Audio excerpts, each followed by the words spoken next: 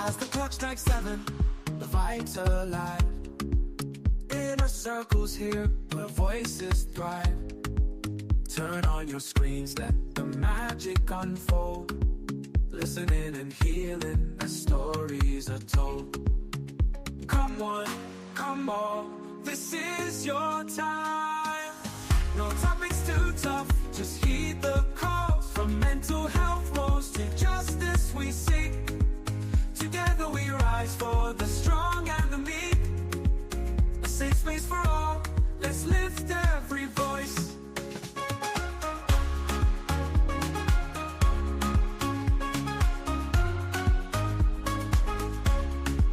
Inner Circle podcast where hearts unite. Sharing our truths, bringing hope to the light. Community strong, we're never alone. Together as one, we've created a home. With laughter and love, we break down the walls. No topics too tough, just heed the calls. From mental health woes to justice we seek. Together we rise for the strong and the meek. A safe space for all, let's lift every voice. So join the conversation, let's set the tone. Good evening, everyone, and welcome to another episode of the Inner Circle podcast. Today is Wednesday, February 11th, and we are in the month of love. And today, on our business segment, we are talking about building together when two lovers become business partners. And I think my co-host, I'm your host, Abe Kumara. I think my co-host, this topic here fits her perfectly. So she's going to educate us how she got it done. Miss B, welcome to the show. Good evening, everyone. It's your girl, Miss B, and I love Money Wednesdays. So let's get down to the business. Yeah. Folks, today is our finance and business segment. Every Wednesday, we'll come to you trying to build generational wealth, bring interesting topic about money, finance, and in this instance, law, business, things like that. So you can join the conversation tonight by putting a comment in the chat. Have you and your partner built a business together? Or are you guys thinking about building a business together? How does it work for two lovers? So, or you can call our number 952-594-5154. Also, follow us on Facebook. You subscribe to our YouTube channel. Follow us on X, Apple Podcast, Spotify, Instagram, wherever you get your content, your podcast. Again, thank you so much for joining us. Miss B, first of all, how was your weekend? Let's start with that because I haven't talked to you since last week. My weekend was epic. Okay. I was able to get out of here and go to somewhere Hmm. nice and warm, Okay. away from all the chaos. It was long overdue. It was great to be. I mean, I traveled last month, but for unfortunate circumstances. So it was great to be out and really enjoy things. So we are going to be walking into this empty nester stage, my husband and I. And we kind of got to try it out this week or last week because our daughter, the last one, she went to Orlando for the national cheer competition. This thing's been happening for 40 years. And Mm. it's like Super Bowl, honestly. It is epic. It's a lot of young ladies and guys who from all over the country who have been working for almost a year to get to this stage. This is the stage to show, their spirit, all the Mhm. spirit they got. And so my daughter left on Tuesday by herself, traveling for the first time without us. So by Tuesday evening, I was like, oh, this is what it feels like with no kids in the house. And mind you, we went the whole week. We joined her in Orlando. We left Thursday night, landed in Orlando like 1 a.m. in the morning. Didn't see her until Friday, 5:30 p.m. at the ESPN World of Sports Stadium. Okay. Yes. So at least I got to go to that for the first time. It was a great experience. Massive, massive, massive, massive. And so we had gotten used to the fact that, oh, It's gonna just be us on this trip, just me and you, Okay. enjoying ourselves. We had a great time. And so I think it was like our experience to say we really do enjoy each other's companies, which is good, right? As you're becoming empty nesters, there's no busyness of kids and kids' schedule. Mm-hmm. So you need to figure out, is this the person you really want to be with the rest of your life post kids? Yeah. Oh, And okay. we both, That's a good one. I know, right? We both genuinely realized, like, hey, we like being around each other. We really do get along. We're not just here for these kids. We did the arcade, so we got a resort. We did the arcade. Um, did this like mirror museum thing. We rode these like motorcycles. Like literally, we went to different restaurants and we slept on Saturday. We slept until 4 p.m. in the afternoon.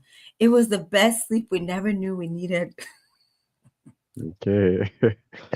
Okay, folks. This Valentine month, so and this Valentine week, so Miss B giving her love rundown. Yeah, I mean, it Mm. was it was well deserved. We slept. And then by Sunday, the young lady was tired with the people. She was hounding us to go get her because she was in a separate Airbnb away from us with the team, with the cheer team, in Mm. their own house and everything. Oh, mommy, and this thing, and daddy, and this thing, and that. I'm like, oh, no, that's against the rules. The rules is you must stay with your team the entire time. You cannot come with us. You cannot hang out with us. And so my weekend was really good. Went back home to busyness again. And I was like, yeah, when I was on the plane, I was like, wow, honey, we're going back to all that busyness. Literally hit the ground, because we have a business and we'll get more into that later on this evening. Hit the ground running and just taking care of the business, I think. But it was a good weekend. It was. Well, I'm glad you had an eventful weekend. So some of us still here in the busyness. Never actually they didn't do anything in all of the chaos. There's still ice around, roaming around here. We Yeah. still got to carry our documents. So I'm glad Yeah. that you took some time away. You took some time off. You left our chaos in Minnesota and don't have to think about it. What's happening here. I know probably when you told folks you were from Minnesota, they were wondering, how you doing? How you? Yes. Oh, yes. So Oh, so I'm, yes. I'm glad that you could take some time off. But for me, my weekend was uneventful. Stay right here in Minnesota. I didn't do much. So not as eventful as yours. Especially, you get to realize that you actually love your partner, which is it's a foreign language to a lot of folks. I Spending know, all right? that time together. But anyway, that's great. That's great to hear. Now back to the topic for the day. Folks. It is a month of love, and as I said, right during this month, as we go through this month, we'll bring interesting topic about love, about partners, and things like that. Obviously, Miss B has already started us up, but building together when lovers become business partners. Love is an emotional thing, right? And then when Mhm. you add business to it, you know what happens when the two collide, love and business. Miss B, I know you have some experience in this. How did you and your Mhm. husband decided, right? Beyond love, you also want to build a business together. How did that come about? Because it doesn't work in a lot of instances, in a lot of cases, doesn't work. Folks have tried, it doesn't work, and folks don't even attempt it. Well, according to national data, approximately 1.5 million to 3 million businesses in the United States are run by married couples. Okay, that's Those mom and pop businesses we talk about. mm-hmm. That's a lot, right? That's a lot. That's a lot of businesses who are jointly owned and operated by spouses, right? Yeah. It's not easy. It's not easy. It doesn't make the sauce any better or any easier to mix. It really isn't. For me, I think so. And then you have things where it's like not both partners are don't even care to be entrepreneurs. And Mm. then you have people who get pulled in because one partner, is the one that wants to follow this dream of building a business. And they're like, okay, I just want to help you be successful, and may not even see themselves as a part in the business. I Mm-hmm. think what was good for us from the beginning, the onset was we both came into the relationship with the entrepreneurship mindset. Yes. He was already, selling cars on such a minimal scale. Like he was just I'm working. I'm going to take extra income that I have and go to Mm-hmm. like the Minneapolis impound lot. That's Okay. basically started, right? Mm-hmm. And then he meets me, who I'm like, okay, I want to work in corporate for a little bit. I want to gain my experience and I want to take my knowledge and then I want to go and open up my own business, right? Okay. And it was never going to be anything with like not like natural skills or talent, because I don't think I'm going to create a product for people to put on the market and sell it, right? It was just, I knew it was going to be service and professional services because I'm going to utilize my degree. And so it took a long time for me to be like really, really involved in the day to day of his business. I don't know anything about cars.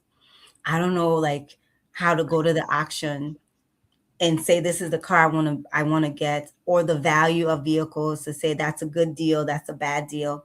So I would say like a good 5-7 years he was on his own. I would only come to him. I will only come with him when it's time to do the administrative pieces, like the taxes, and get him in order, get his bookkeeping stuff together at a minimal level, to be honest, and then get it ready for tax preparation purposes.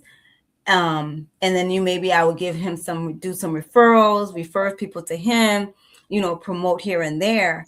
But I think like around year 7, that's when I was like, oh, there's some infrastructure pieces that we need to put in place.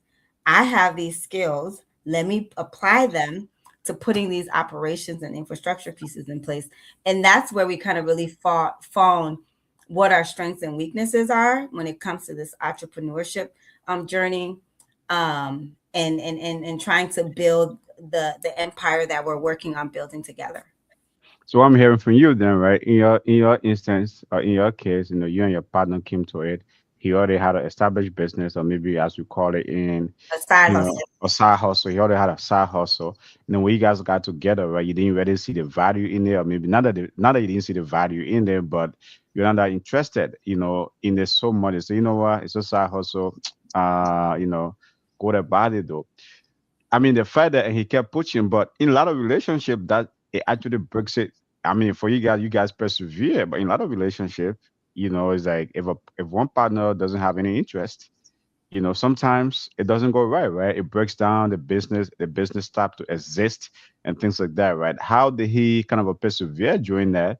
Like kind of a rolling solo, and at the same time, you guys were, going along with your relationship there for 7 years, because a lot of other people will say, okay, if she's not interested in this, I might as well just forget about it, and then maybe like, go and do the 9 to 5 or whatever hours. I mean, that feels comfortable because your partner is not interested in something.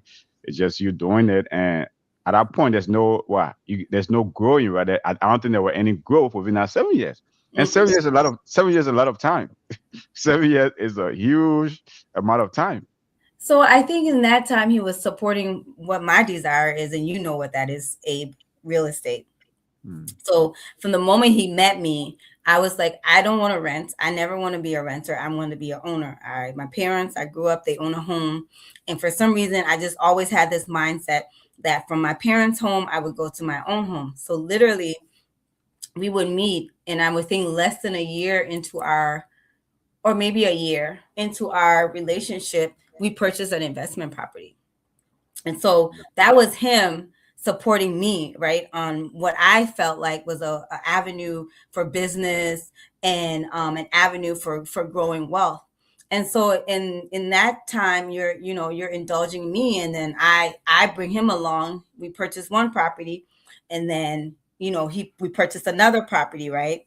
And so within this 7 years, we're acquiring properties, and he's really supporting me.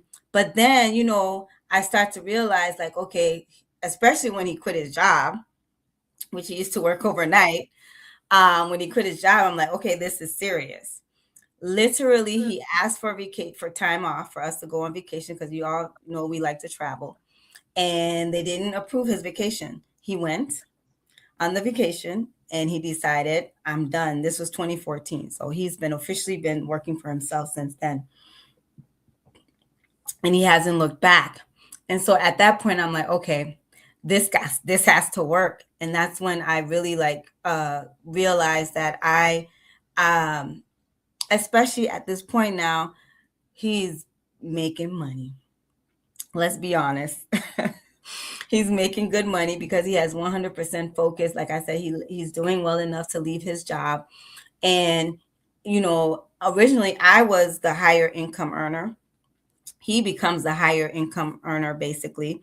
And so I'm like, oh, this thing is my exit strategy from my 9 to 5. I'm going to pay attention to it, right? Between the real estate and this, we really have a great synergy here. I'm going Mm-hmm. to capitalize on this, and I'm going to become more invested in this to make sure that this can go to the right, go to the next level. And preparation is very important because when 2020 hit, in a time when it should have shattered us, it was a great time for him when everybody wanted a car because nobody wanted to use public transportation anymore, right? Mm-hmm. And so I think it has to be the key thing. I would say it has to be that I had that entrepreneur mindset. My parents had a business. They Okay. had the CNA nursing Sure. staffing agency. So Mm. I had that entrepreneur mindset, and so did he. Okay. Well, folks, tonight we are discussing building together when two lovers become business partner, whether you guys are married or in, fiance and things like that, or boyfriend and girlfriend, and you guys decides to, establish a business together. Is building together a power move or a pressure cooker? Let us know your thoughts on this very, very important topic. It's a month of love, and we are talking about, not just you guys being in love, but building wealth, building generational wealth together. And that's what we are discussing. As I said, Miss B has great experience in this. She's going through it, right? She and her husband have built a business together. I can say a business empire together, a used car business, a real estate business, and so many other ventures on the side, I guess. But when in your instance though, right, Miss B, right, it's like you and your partners came to the relationship. You and your husband came to the relationship. Both of you were doing your thing, right? You in your passion with real estate, his passion with cars, and you guys came together with that entrepreneurship mindset and made it work. But as you know very well, in our community, a lot of folks, right, they go is like they don't have that prior entrepreneurship mindset, or they don't have the even the thought or idea to build a business. But we're always talking about partnership. Don't you think maybe the best partnership begins at home, right? If you have a partner or in establishing a business together, where you have two incomes, if you guys can combine it to establish a business, that becomes an exit strategy, whether from the corporate world or whatever job you guys are doing. Don't you think, instead of maybe looking for outside partners, the very person in your home or the very person that you have an intimate relationship can become a perfect partner? Statistically, most business partners are people that people know. That's the reality. Because even Mm-hmm. when you think about investors, when you think about business owners wanting to grow their business and where they go to look for investors, they fundraise within their family. They fundraise within their community. They fundraise among people they know to get those Mm-hmm. investment dollars. When you think about all the billionaires and multimillionaires that we know, the early on people who helped them in their businesses were some type of existing relationship period. So I agree with you. You're onto something. And I'll let people know we weren't married for a lot of this time, right? We were together Mm, okay. for 11. Yeah, Interesting. Very interesting. we Yeah. we will go on and be together for 11 years before we actually even get married. So you Mm, can't say, oh, that was her husband, so she was forced or she had to. mm-hmm. Right? And honestly, I don't know where I heard it, but um, or it's probably my aunt, bless her heart. And she says that in looking for a partner, we should be looking for partners, not looking for lovers. I think where I am now, knowing what I know, I will say that, I should have been always looking for a partner and not necessarily looking for a love, because love will come, right? And I think and that's You, why businesses work. If you're really looking for a partner, somebody who you can do business with, is not necessarily who somebody you are intimate with and who that intimacy is happening, with, honestly. I think the successful business partnerships, even if they're in a relationship, even if they're married or, their boyfriend and girlfriend, I think they were looking for a good business partner and it just happens to be the person that they love. Wow, wow. That means yes, it doesn't have to be so love comes second everything. But anyways, like so that's the thing that I would say, right? When Is like partners become lovers or lovers become partners. okay, okay. Where's that happy medium though, right? Where does should love come before business or business come before love? I mean, where's that happy medium, I guess, where you have been through that? Where's that happy medium? How do you find that balance? Oh, when you've made a bad investment and it comes back to haunt you. Okay. When you have maybe three out of four properties are vacant and you're having to carry the cost of those mortgages every month and all the other bills that go with it. I think that's where the happy medium happens, right? Where no matter how good that love is, it is not going to conquer that. It is not. That is where you're going to have to realize and say, does this person make good business judgment? Is this the right partner that I need to have in this business that I'm doing? And so that's why it's like you shouldn't just be okay with the fact that you guys are in love or you're lovers and you become business partner. You have to be able to separate the two. Mm, mm, Ultimately, mm, that's what makes both relationships work. You have to separate the fact that that is your husband, that is your partner, that is your intimate person, but then this is your business partner, right? And these are different things, and you have to separate the two. And that's off the gate. We have separate bank accounts for our businesses. Didn't mix personal accounts with business account right away. We're paying bills separately from the business, paying bills at home separately. I think setting boundaries really, really helped us early on, right? And it helps that I'm not a big spender and maybe he takes more risk with the money. And so that balances us out, because if we're just both huge risk takers going in over our heads on things, then that means we're going to end up with more losses than wins, right? And so those are some of the happy mediums and the dynamics that needs to be happening. mhm. Even if you guys are husband and wife, when it comes to that business, those dynamics are very important for that business to be stand strong for a long time and grow. Yeah, yeah. Folks, tonight, in observance of Valentine's Day, which is this Saturday, right? We are on our finance and business segment tonight. This Wednesday, we are discussing building together when lovers become business partners. So that's a discussion we are having here. If you and your partner are in you and your lover are have a business going, let us know how's it going for you. What are the challenges? How do you separate love versus the business and things like that. Well, Miss B, one of the things I want to tap, a thing you discussed though, right? Knowing our community, right? Trying to even like for two partners in our because for two people that are in love to become business partner in our community, it almost seems to be non-existent. I know you give us statistics in America, which is good, right? All of these mom and pops, small businesses, are formed by formed by two lovers, right? But in our communities, it's rare. And then you will have people tell you, say, oh, women will say this a lot, it takes two to make it in America, it takes two to make it in America. I'm wondering, okay, what do you mean, like it takes two? It takes two, maybe you bring your share, I bring my share, or it Yeah. takes two where in like we come together, we decide, what, let's build an empire, let's build a business together. Is that what you mean, or just you and I come, we pay bills together, and that's what you mean, it takes two? It takes two, meaning like there will be times where you both have to compromise. So when I recognize that he's going to be he became the higher income earner, there was no limit to how much he could make. Whereas me, I'm working for somebody, I'm working a 9 to 5. There are limitations on how much I'm going to make, right? There's only so Mm-hmm. much that employer is going to pay me. Mm-hmm. And so that's why we say it takes two. And then sometimes I willingly stayed underemployed because I had to manage the home front dynamics, right? Mm-hmm. Kids are still needing to go to school, get picked up, get dropped off, go to their activities.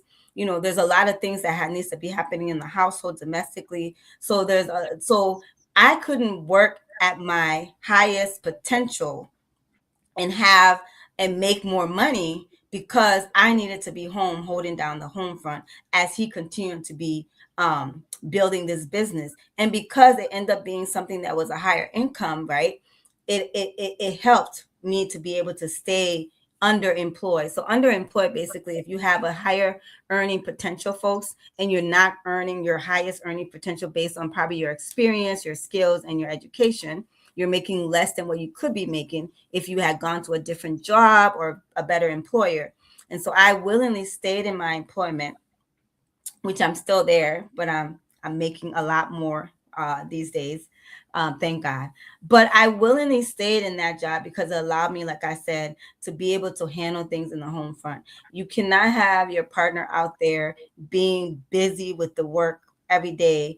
I mean, with the building the business, being in the business every day, working, dealing with managing customers and everything that comes with that. And then there's no support happening at home, right? Things are not getting done. So those are some of the dynamics that help to make things work for us, right? And oftentimes when you hear the story of entrepreneurs and husbands and wife, that's what it'll be. Just think about Beyonce's mom, Tina Knowles. She was a beautician, a hairdresser, and so she continued to work while Matthew grew the kids' careers, their singing careers. Right? She held it. She held the family down. She was, that was the sacrifice that when we say it takes two to make things work, that was happening. Okay, okay. Folks, tonight again we are discussing building together when lovers become business partners, right? But let me explore this. Let me explore this a little bit. Love and leadership, right? Is like, because running a business, it takes leadership, right? You guys, I mean, who's the CFO, who's the operations, who's the operations person, who's the CEO, and all those stuff. But I want to maybe dive deeper into something else, right? When you disagree in business, where you talk about maybe the real estate investment that doesn't go well, right? Or maybe like the used car purchase that might not have gone well, or some type of a buy investment. When you disagree in business, are you guys arguing as partners or as lovers? Where do you draw that line? That's been a good dynamics for us. And now that you asked me that question, I never processed it like that. But um, there are times when the conversation will be, I'm your wife, and I'm saying this, that, and the third, versus I'm your partner, and I think this is what we should be doing and shouldn't be doing. And there are times when ego happens, right? Mm-hmm. um, Based on the fact I feel like, okay, I have such a different academic background to my husband. And Mm-hmm. so I would feel like my ego would feel like, oh, I know better than him, right? But Mm-hmm. honestly, there's things about the industry and about business and dynamics that he knows better than me because he has more experience, right? Like I said, Mm-hmm. I met him doing this, although it was a side hustle, but I met him doing it, right? Mm-hmm. And so he's doing this because he has had somebody kind of mentor him into the field, right? So he Mm-hmm. has that experience. But now I'm coming thinking, oh, my St. Thomas degree, Miss Know It All. And so when I'm trying to win the argument, I'm going to come from this place of I'm your wife, and so therefore you should listen to me versus I'm your partner in this business, and these are the things according to what's happening right now in the business that I feel is to support my argument. And so there are times when they collide. There were a lot of times when they collide. Okay, okay, that's good. Good to hear that. But the other thing though, right? So who gets the final say, right? When vision clashes with feelings, who gets that final say? Oh my gosh, I'm not good, you guys. I'm not a perfect person, but I always like to be right. Mm. so, so you get a final say, I guess. Okay, that's a great to hear. And a lot of people, I mean, it's like so sometimes that's the risk to that comes with that, right? It's like because I mean, you might say, you have strong feelings, but other people might consider it being like, you're the boss, you're bossy, you want to have that final say. But then those things sometimes clash. You say, oh no, and then especially in our African immigrant setting, the man will say, well, I'm the man, I should have that final say, right? I should have that final say. And these are things, and sometimes I mean you talk about the love and leadership aspect, when you guys arguing, how do you kind of a separate the business from the love? But again, right, these are all. I mean, all of these things become struggle. But especially in our African immigrant settings, you know, who gets that final say can be a tough of war, and stuff like that. And it becomes harder to separate that because, okay, see, I mean, she's my fiance, she's my girlfriend, she's my wife. She should be listening to me, right? And things like that instead of me listening to her. On the other hand, I mean, to your point, you are the wife. He should be, he should be listening to me. It's like there will be that clash. Especially considering the cultural background we are from. There will definitely be that clash. In your instance, of course, right? Your husband is African American, but imagine two African immigrants trying to build together. That would be a huge clash. So, old school traditional African American man, when he has Southern parents, is the resemblance of a Liberian man mentality. Let me let you know. Okay, okay, that's great to hear. That's great to hear. So he's not far off from the. I Yes, guess he met. I guess he met the right wife then. yeah, exactly. He had one parent from Mississippi, the other one from Missouri. So he comes from that old school traditional mindset about, first of all, my husband always feels like as the man, he should be the head of the household. He should be making more naturally. And so that's just that spirit about him.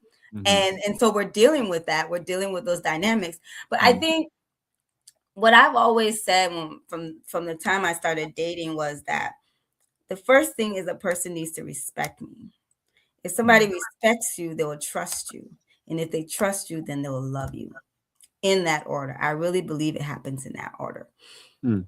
And if it starts off the opposite way, then in that love can be lust, it can be envy, it can be greed. Love can look like all those different things, and not all those things are good for you, right? And so Mhm. that's why I always felt like I want to earn the respect of my partner first and foremost, right? And I Mhm. want him to be able to trust me. And once you respect and trust somebody, you're going to love that person. That's just what Mhm. naturally happens. Okay. And so those things were happening, right? you know I He met me, I had goals. I like I said, I had this mindset, I didn't want to rent. And so that was not an option. Like, renting was not going to be an option, and Mhm. readily so, because he respected that, and I sold it to him like, oh, buying a home is an investment. We're not trying to buy the dream home with this first home.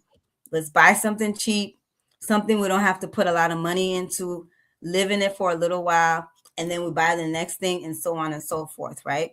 And so Mhm. I had a plan, I had a strategy, and I think if you come to somebody with a plan and a clear strategy, they're going to respect that, right? And then they'll start to trust in it, and then they're going to move forward with it, right? So it was those things kind of help to make the synergy kind of work. And I don't think oftentimes what is lacking in our community is that we come from this place of traditions. And Mhm. so the way we saw our parents operate Mhm. and operate on the ground in the Mhm. continent, on the Mhm. continent in the country of Liberia, and the way they will come to migrate and operate here in America, those are two different examples of how we should be in a relationship with somebody. And I think those are some of those nuances that continue to plague our community. Okay, okay. Folks, we are discussing building together when lovers become business partners in a great conversation. Miss B is basically giving her experience because she has that live experience, and that's what tonight she's doing most of the talking. I'm just listening. I don't have a partner to establish a business with. So You though. So, so I'm just doing the listening to that, picking her brain. How does it work? Maybe I might be lucky one day I meet a partner. I say, okay, you know what, let's do something together. Who knows? But here's the thing though. So folks, you can contribute to the conversation tonight, right? If the topic is a very, very interesting topic, right? What are you and your partners doing? Are you guys trying to build together? Miss Bido, let's talk about the power dynamics here a little bit, right? The power, the roles, and ego. I know, folks, we all have ego, especially in our African immigrant community. Ego is a huge thing, right? So it's like, who determine the roles? Because I always say, like, every relationship, sometimes I always say, right, is like, I think even if you guys are not doing business together, you know, I think there should be a CEO, someone doing a CEO or CFO. Those two roles, right? Meaning not maybe not meaning CEO. I like to say maybe someone like I get COO, Chief Operating CEO, Officer. that's me. Okay, yeah, okay. Chief Operating Officer and the CFO, right? Chief Financial Officer. Because to me, every relationship, even if you guys are not doing business together, if this was because There are a lot of relationships where in the lot some folks are not good at managing money. They just want to spend. As soon as they enter the store, the first thing they want to do, take buy this, buy that, buy that.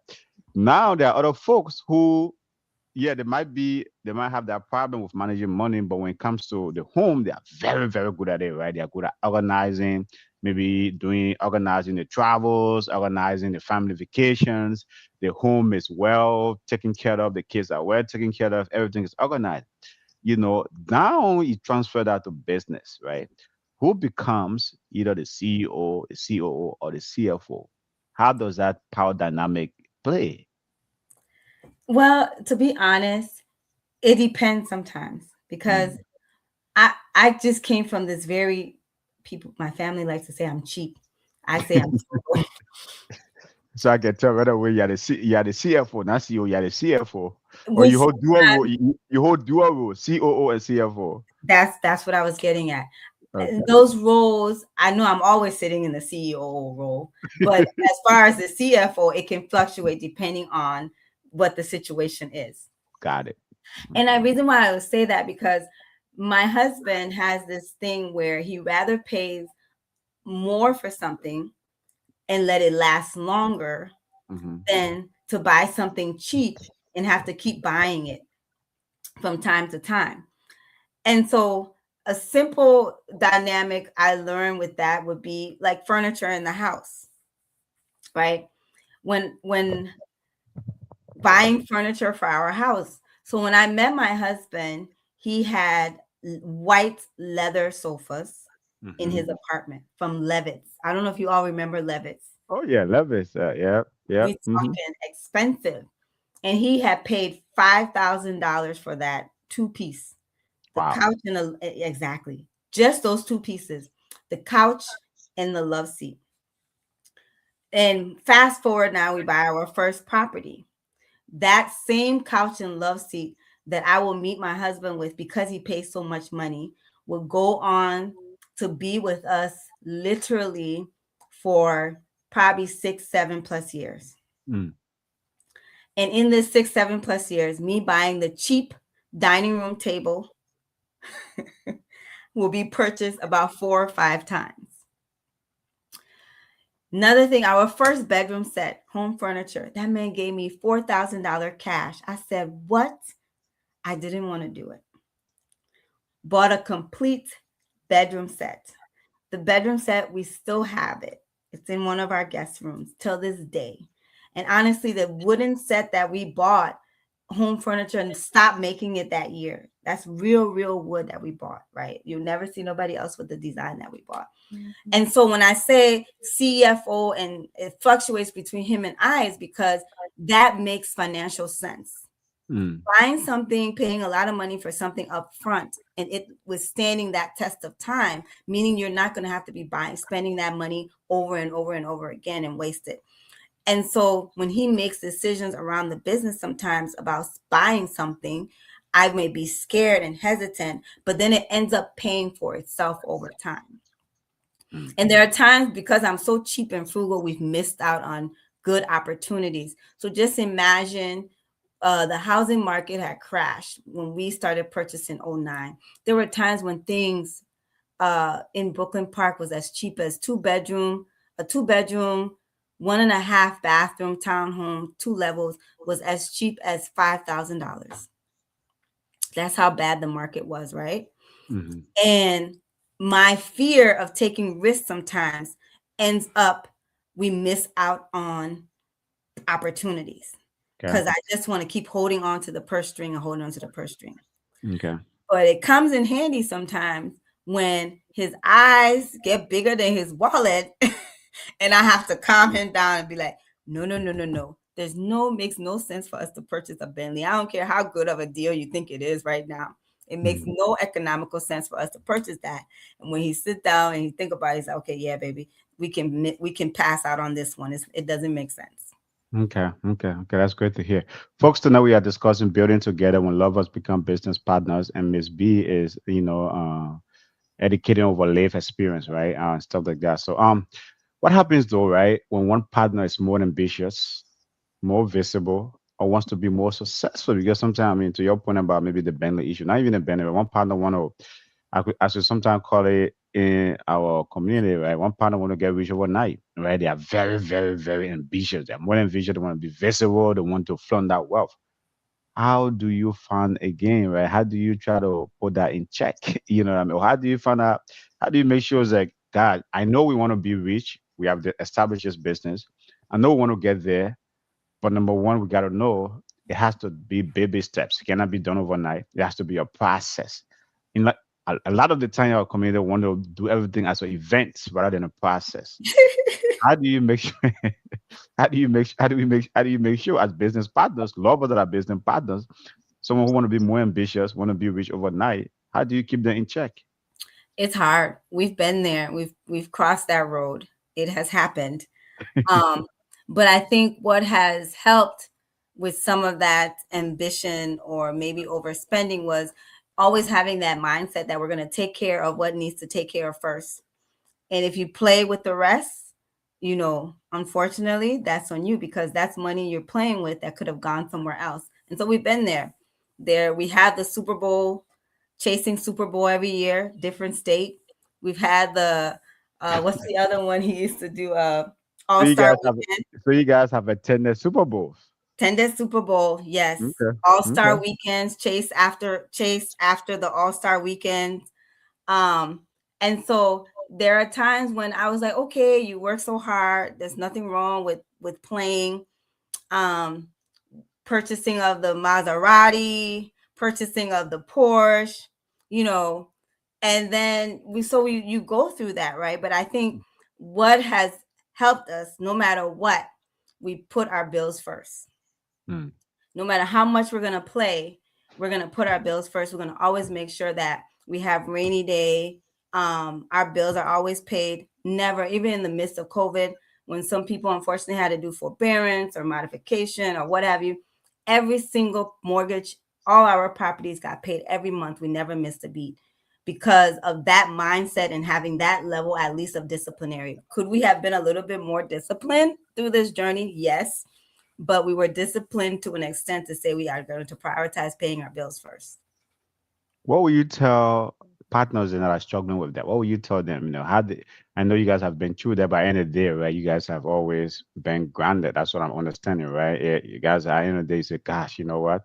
We can't get on over our head, right? We gotta, make sure it's like we keep in mind the ultimate goal. What will you say to partners, that are going through that struggle? Because in our community, those are real issues. Even folks that have business together, it's a real struggle. You guys, you have to be mindful of what you want to spend your money on.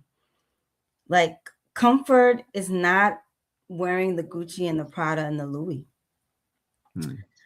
Comfort for me is just knowing I can go to bed and not worry about a bill that is not paid. Wow, it's Yeah, powerful. that's real stability. That's safety. That is safety right there, right? Mhm. And I think, people will be like, oh, it's my money. I'm going to spend it how you want to spend. You're going to pay for it later on. There's so many of our elders who are still working. 70s, they're still working and working low income jobs because they chose to spend their money on the flashy stuff and have no. So even now, when money is being spent, I would say gifts. Let's buy jewelry. The value of gold, it doesn't depreciate like other things, right?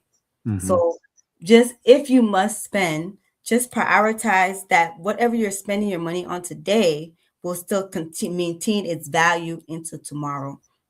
And there are brands that do that, if that's your thing. Dior and Louis, it doesn't really lose its value, right? Mhm. So just be mindful of what you're prioritizing spending your money on because it does happen. People are going to want to celebrate their success. Um, the new thing now is the lavish birthday parties and the weddings. I mean, our wedding, we did it in Liberia. It was what, $2,600. And to show you God works things out for the best, my whole life, I always dreamed of getting married on the beach. And without Hmm. even thinking about it, it happened. I always dreamed of getting married on the beach, having the sunset come down, right? And like somebody was telling me just the other day, she said, a marriage certificate in America costs $100, but a divorce is very expensive, Yeah. right? So if you're going to be spending that lavish money on that wedding, then you shouldn't be planning to get a divorce, because the divorce is going to cost you even more than the marriage, right? So just think, the things you put off on spending money today and invest it somewhere else will pay off for tomorrow. Like that business will pay off for that. Like right now, if I wanted to go have $100,000 wedding, I could go do it. I don't Yeah. plan on doing that though. Yeah. Yeah. Here's the other thing though, right? Once you guys have that business or you guys have a business, can you tell us more about financial transparency? I know you say you guys have a separate business account. It's like business is it's a business successful business, obviously a lot of revenue coming in. How what I mean? Like, tell us more about financial transparency, because sometimes, man, maybe someone might, hey, who's keeping tabs of everything coming in and out, right? And so what role does financial transparency play in you guys' business and your relationship? That can be hard. There was not financial transparency for a long time. I'm being honest with you. There was Okay. Yeah.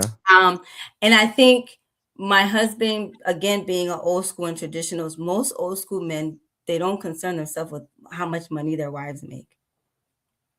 They really don't. They don't inquire. Um, and I even think till now, I tell him, but he doesn't inquire on how much money I'm making from my 9 to 5. Uh, doesn't inquire on really what I do with it, but he can see that, I'm applying it where it needs to go, right? Hmm. And ladies, I do help out at home. I know there's a lot of you that feels like you shouldn't have to do anything. I enjoy the comfort of the fact that if I didn't want to pay bills, if I wanted to be a stay-at-home mom, I could. But I have no problem helping my husband. We don't have to do 50-50. Don't get me wrong, men, y'all shouldn't be asking for that 50-50.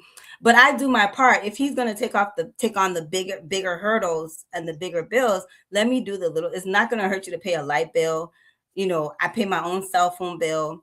There are times when he has Seisha or the girls' phones on he's paying $500 a month on T-Mobile and Sprint bills, because he's carrying everybody. I just say, okay, well, let me take myself out of the equation. I can afford to do that. And so it took a long time for the level of traditional, or what you guys would think just should be just a norm of financial transparency, because I never had to worry about things not getting paid. I think if I had a place in time where I was like, oh my gosh, bills aren't getting paid, things are going, we're missing payments here and there, then I would have probably been more concerned. But early on, for the longest, I was not concerned until you get to this point where you want to go to the next step now, right? That's Hmm. when, okay, we're looking at every single penny, what's coming in and how it's going out. But you have to earn that. It takes a while to get there. Yeah. I think the one thing we're going to work on here, I know Nigel we had these conversations about, folks Joint bank having account. joint bank accounts, Still separate no bank joint bank accounts, or people paying separate bills. But I'm working on bringing our relationship expert on here, right? An American economy, because as I've said, it doesn't make sense to me. It's something that happened maybe in the African immigrant or African American community. It just doesn't make sense to me, because once you guys are married, everything is a two shall become one. When it comes to that finances, I don't think like, oh, I'm paying this, he's paying that. So I struggle with that, but I don't want to. But that's another topic for another day. We gotta do part two of that topic, because last year we did it. A lot of folks, especially in our community, was saying, "Oh, no, no, no! I should have my account separate. That person should have their account separate. That person should pay 40% of the bill. That person should pay 60% of the bill." Doesn't make sense to me. Two married people, that your money, right? I'll That tell your you this, money. Dave, not Yeah. everybody's good with money. There are some partners who willingly prefer not to have access to the financials because they know they have caused harm. They have spend money, they have gambled, they have problems. And I know some of those relationships. For me, I'm always shocked when I find out my girlfriend or, one of my sisters has left the paying of the bills to their husband and don't involve himself. I was like, God forbid something happened to him. You won't even know who to pay. I pay every single bill. But the other thing about it though, God forbid something happened to you, he will not even. I educate him. Okay, I have a literally wrote it in a notebook. Tell okay. him like this is who we need to pay. This is when we need to pay. All of he doesn't concern with himself with that. He just makes sure that he gives me deposit that money into my bank account, and I make sure everything gets taken care of. But I thought about that too. I said, God forbid something happens to me. And so I think it was a couple of years ago, I got a notebook and I wrote everything in the notebook so that he would have access to that information just in case. But that's just me. And then again, I saw that in my household. That was the dynamics with my parents. My mom took care of everything. They had a joint account, so my dad's money went to that account. He didn't even spend pocket change. She would literally say, "Here's your pocket change." She bought down to socks, his underwear, everything. I don't do that. My husband can go and shop for himself. And so I think people can decide what dynamics is going to work for them, but not your home dynamics is not necessarily, again, your home dynamics is different from your business. Got it. Okay. I mean, for the business account, though, I don't think you guys have two separate business accounts. It's one business, it's one business. Okay. It's one business. Anyway, hello. So the other thing that's let explore this. So when it comes to the labor piece, right? The emotional labor and the burnout. I mean, who carries the emotional weight when the business is stressful? Who's the primary person that's putting? Because sometimes if I'm putting in more work, I mean, it's like I know you said there's different dynamics, whatever dynamic work, but sometimes that can either bring resentment. If I'm putting in more work, yeah, there's a lot of money coming, but I'm putting in more work, and then maybe the other person is putting in minimum work. How do you again find that balance when it comes to the emotional labor and the burnout, right? The person is working hard, money is coming in, but it's stressful. So this is the thing, like my husband is not vulnerable with his words, but he'll be vulnerable in his physical reaction. Like I can tell when things is bothering him, he gets a little too quiet because he is out there. People think he's a quiet person, but at home, we all know he's very chatty. So if he gets too quiet, then I know, okay, something's not going right. And I need to figure out what it is. And then we need to have that conversation. And so I think we both carry it differently. For me, I'm going to be, when it comes to business, yes, I want to talk about it. I want to name it. I want to problem solve it. I want to make sure that we're both on the same page around the solutions. He wants to go in his quiet place and try and figure it out for himself first, because he wants to come and have a plan, because he feels as the man, he should already have it figured out and he should have the plan if something has gone wrong. And that has been harmful to us. And so over the years, like I said, if you learn your partner, you learn to study him, that he's not the person to be vulnerable with his words. He'll be vulnerable in his body actions. And I just learned to pick that up, to ask those questions, which have made him more comfortable to talk about things in the business. Because I'm not in the day-to-day, like I said, right? But it makes him more comfortable to talk about the business. And then I started implementing business meetings on a more regular scheduled basis, or having annual meetings that will talk about personal, talk about professional, then we'll talk about the business stuff, right? And so those things you go and you learn. You have to know, you have to keep an assessment of what is happening around you to figure out, okay, how do you pivot when you need to pivot, to figure out like what is the strategy you need to bring forward so that you guys can learn from this and get bigger and better, and that you don't continue to sit in this space and be stagnant or be complacent, and then things fall apart. So those things didn't happen right away. They took a while for it for us to get to that place. I mean, in regards to that, though, right? Where does work end and love begins? We all know where that's Okay. Okay. sometimes you gotta, what is it? You gotta what? Break up to make up, right? And that's what it is. Sometimes those heated arguments become the most heated makeups when you got, I mean, it's like, so like, think about it though, right? To explore your brain more is like, to push on this more. Is it like, as two business partners and also as lovers, are you guys constantly having business discussion? Do you ever turn business off and just focus, like, when you guys maybe at home, or maybe traveling? Is the business always in the conversation, or do you guys turn it off and just focus on, what? Let's focus on us. That maybe that you guys did this weekend. Is there any business discussion? Is the business ever off? Not there. Maybe there will be days where, depending if we're out and about, it doesn't become a conversation. But because we're into real estate, wherever we are, even being in Orlando, we're assessing the market. We're looking at what's missing. We're checking out land, property around the resort, or Hertz, or old Hertz dealership. Um, Rental car location was vacant, and was like, oh wow, that'll be prime real estate right there, right?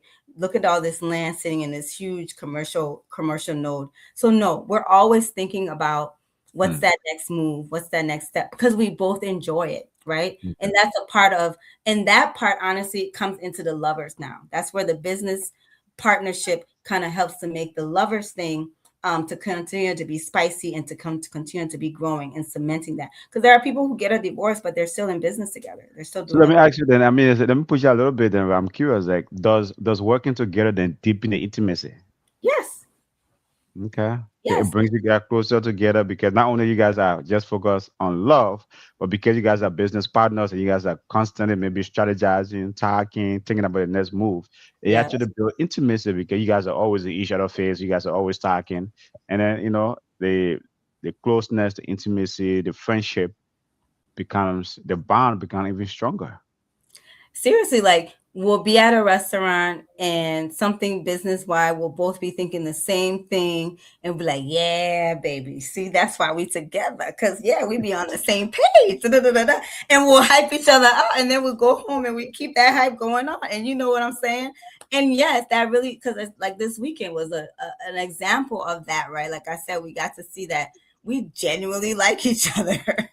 We genuinely love spending time with each other, right? We were at the arcade, and we're riding the motorcycle game or whatever, and we're still thinking about business wise, because then he's like, oh, motorcycles, and adding that to the inventory, or something along the way the conversation was happening, right? Hmm. Or like, he would be like, oh, let me call my brother so and so to tell them about this thing, because now they can take advantage of what we just thought about or whatever. So it really does play into the relationship at this point. It's like some of the pieces of why we're still in love with each other, and we're still going to continue to be together, because we realize we enjoy this thing we're doing on this other side too as well, and that's coming into that love side. What role does failure has to play into this, all right? Do you guys ever feel guilty of failing in front of one another, in front of, I mean, maybe that he's trying to make a business move, maybe trying to bring more inventory onto the lot. Maybe you guys trying to do a real estate move and you making that decision. What role does failure have to play? Are you afraid of judgment or something? Either of you? Oh my gosh, I don't know if it's failure or if it's ego. I would say the recent investment property we bought was my um choice, and I it wasn't a good choice, right? And so we're paying for that. But my ego and my pride was like, okay, the other ones where you wanted to move forward with them, and I supported you on moving forward with them. So why aren't you feeling good about this one the way I'm feeling good about that, right? And so, and I just had to prove something. I had to make this purchase. It was about me, and I had to prove something to do it. And it ends up being a failure, right? And Mm-hmm. so I'm carrying that failure, right? Because I needed to, well, I don't know why. Even though we've been together for a long time, we're doing all of this stuff together. There are times when male and female egos are just going to clash. And so, unfortunately, you have to find out the hard way. And that's making an investment into a property that takes a long time to get off your portfolio. And so, but ultimately, he helped me, right? And then I was like, oh, but why did you help me? He brought money to make the acquisition happen. I was like, but why did you support me? And then I start blaming you, like you should have stood in there like a man and demanded that I did not go through with this with this investment. And so those are some of the dynamics that are going to help it. As like I said, I don't know if you're calling those failures or if you're calling those times when our egos are playing into it, but ultimately we figure it out. You Mhm. got to figure it out, right? You got to Okay. figure out something needs to make money till you can get rid of it. Great one, great one. What's about the issue of trust? I know when it comes to our community, trust is a huge issue, right? Is trust stronger when you guys are business partner, when you guys are building together? Because basically, right, when you guys are business partner, you guys are taking on a share risk. The issue of trust, right? What role does trust play when you guys taking a share risk? Because sometimes people don't trust their partners in a situation, but now you guys are not only lovers, partners, but you guys are business partners as well. Tell us more about trust in that dynamic. So unfortunately, I remember when my husband and I first started dating, and he was like, when you tell people everything about you, then they use that as a weakness against you. Mm, And so when you know all the person's mishaps, you hold on to their mishaps, and when things are happening, you continue to remind them, and that's showing that you don't trust them. So trust is not on what's the word, infinite. It's not. It's going to have its ups and downs, and sometimes I could only trust you as much as your last successful decision that you made. But if you just made a bad decision, then my mhm. trust for you is gone out the window, and you have to earn it again. But when it say trusting my husband as far as my physical safety, I've never wavered from that. I've always, I can stand 10 toes down on that, I see him as a bodyguard, like he's going to protect me, he's going to fight the world for me. Yes. But did I always trust him with my heart? Did I always trust him with finances? Those things have had ups and downs and ebbs and flows. And they will probably be due to situations and instances, right? So Mhm. that's where that trust can be. But I would say physically, my safety, he's always made me feel safe. I've never questioned that at all being with him over the years. Yeah. Folks, this has been a great, I mean, you're learning from Oh, it's the time with life. dynamic Miss B, right? She's a successful businesswoman, she and her husband. We are talking about love here, right? Is building together when lovers become business partners. She and her husband doing great, have a successful business. And that's why she's dropping a lot of gems, great gems here tonight. But this is a 1 hour show, so we can push it, I guess.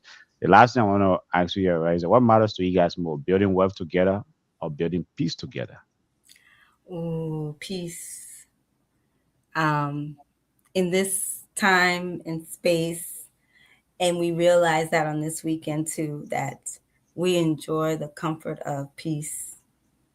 And when I say peace, folks, peace in a way that we can be together, be in bed, and be quiet, right? But not feel alone. And so, peace over everything.